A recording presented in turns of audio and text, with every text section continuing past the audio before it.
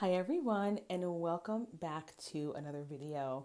In today's video, I'm going to be talking about the faces of the Olympics. If you guys watch the Olympics this week, last week, or this year, depending on when you're watching this video, you saw what I saw, which is stunning, beautiful, amazing, model-esque girls on the track.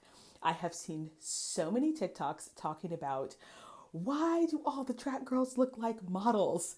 And I am going to share with you their secrets as someone who ran track, as someone who coaches track still, and someone who is still very much in the circuit with track athletes and someone who knows professional athletes and former Olympians. I'm going to talk to you guys about what is going on and why they look so stunning.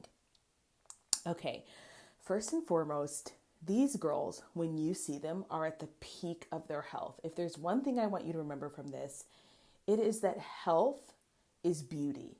Your brain will always register health as beauty, period. So when you're thinking about the trends of the world, BBLs, tiny waist, big boobs, whatever, big lips, crazy Botox, I want you to remember that the most basic foundation of beauty is actually health.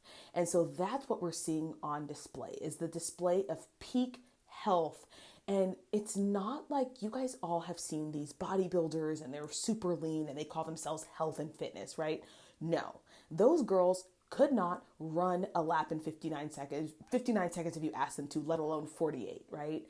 I know this because I've done both. You guys know that I used to compete. I was in bodybuilding. When I was that lean, I was actually not healthy. And they will tell you this themselves if they're honest. Bodybuilders, girls who do bikini shows, physique competitors will tell you that they're not actually healthy because they can't really perform at that body fat percentage. What you're seeing is women with these amazing figures who are actually very, very fit, and they're the strongest and the healthiest and most competitive they've been. So that's the foundation. Now let's talk about what these girls are actually doing, because I happen to know. So first and foremost, you have to remember that these women are exercising very, very meticulously. Now, they're not obsessive because remember, they still have to recover. They're training for a performance, so they have to recover. They're not working themselves to the bone every single day without rest. They're working themselves to the bone and then doing their physio. They're getting in ice tubs. They're seeing their massage therapist. They're taking their vitamins. They're taking their electrolytes. They're taking whatever it is that they need to take in order to recover. So they are working extremely hard. They are doing two kinds of workouts mainly. Number one, they're strength training. They're strength training regularly. This is something that people do not realize about sprinters. Sprinters are in the gym. They are strength training, minimum 3 times a week. Sometimes they're 4 or 5 times a week, depending on the time of year. Number two, they are doing extremely taxing workouts. Now, you guys think of extremely taxing workouts as like Orange Theory and F45, and the fitness world has called those HIIT workouts. Baby, that is just running yourself to death, okay? I've never been a huge fan of Orange Theory. I think it's kind of a scam in a lot of ways. You're like, you're burning this much calories, but that's neither here nor there. Let me tell you what a typical workout looks like for a track athlete. And for an Olympian, this might be something on a larger scale.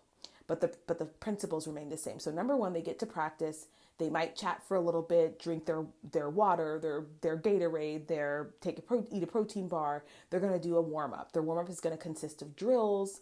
It's going to consist of a little bit of jogging, maybe some strides. It's going to consist of some mobility, so walking over hurdles. It's going to consist of some more stretching, okay? And then if they need to do some super speed work, they're going to get into their blocks and they're going to do some block starts or some technique stuff that their coach needs them to do. They're going to take a rest. They're going to put their spikes on, and then they're going to start their workout. And I think when we think of track athletes, we think that they're just running around laps all the time. Those are called distance folks. That's a different breed, okay? Sprinters are doing something like, they might do on any given day, like 2 450s, a 250, and a 150. And they're taking like 12 to 15 minutes rest in between. Some days my coach would just give us like 2 things to do. We would have to run a 300 all out, and then we'd have to run like a 100, okay, or a 150. And we would have like 12 to 15 minutes in between. So we think of these, and mind you, these people are doing this like 80, 90%. Now, if you're an Olympian, your skill's going to look much larger, but you're also going to take significant rest time. So they're not running and jumping around and just burning as many calories as they can. They're doing very specific training. Okay. So something that I incorporate in my life still is sprint training. So oftentimes I'll get out on the track and I'll do 100-meter strides. I'll do 100-meter strides. I'll rest a few minutes and then I'll do another one. But I'm always incorporating rest. That is a big part of their training, is recovery, so that they can go do another rep the second time.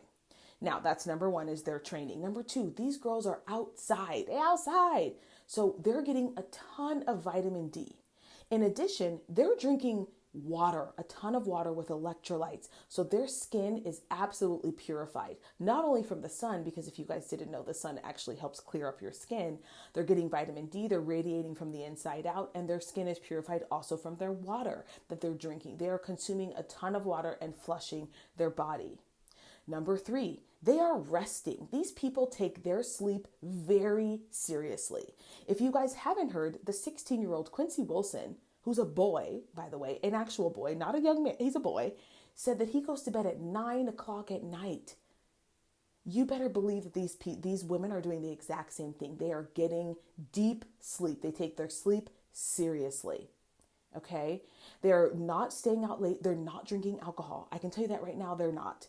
Okay, maybe in their off season, but by the time you guys see them, they are in their peak shape. So they're doing everything they possibly can to make sure their body is a well-oiled machine. They are sleeping, they are drinking their water and all of that. The next thing that is really important to understand is that they are feeding their body very, very natural, unprocessed foods. There was an interview with Sydney McLaughlin-Levrone. If you guys don't know, she's the world record holder in the 400-meter hurdles. One of the interviewers was like, Sydney, it's your birthday. Are you going to lick an ice cream cone? And Sydney goes, no, I'm going to have a protein bar. Like that.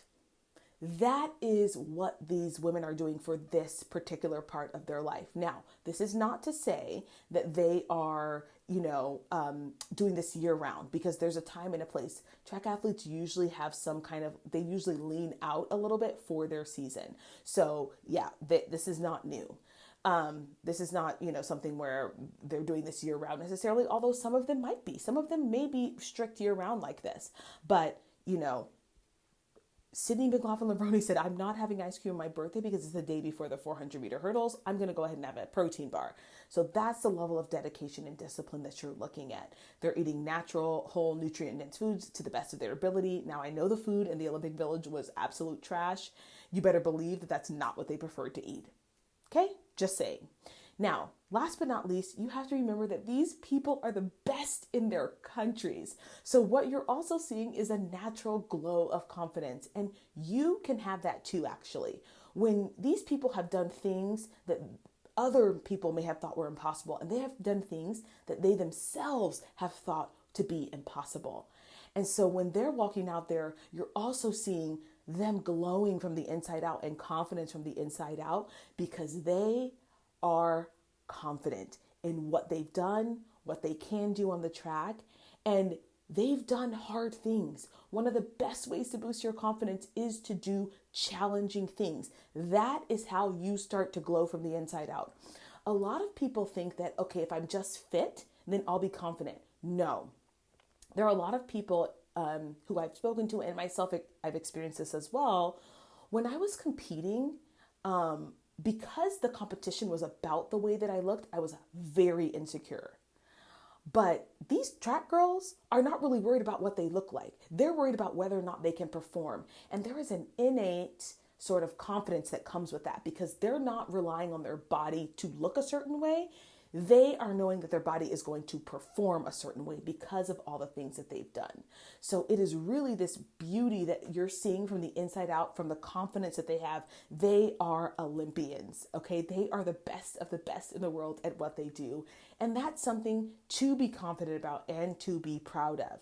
So if you are wondering, that is why the face cards at the track and field Olympics are so amazing. Because these girls are at the peak of health and fitness. And when you are healthy and fit, you are beautiful. Notice healthy and fit, because I'm not just talking about looking fit, but when you are actually healthy and fit from the inside out, that is what you look like too. And I'm not saying you have to go out and do exactly what they do and be as strict as they are, but even small changes, they will radiate the same way. All right, you guys, thanks for listening to this video. If this blessed you, do not forget to leave a comment down below. And don't forget to like, share, comment, and subscribe. And I'll see you guys in the next one. Bye.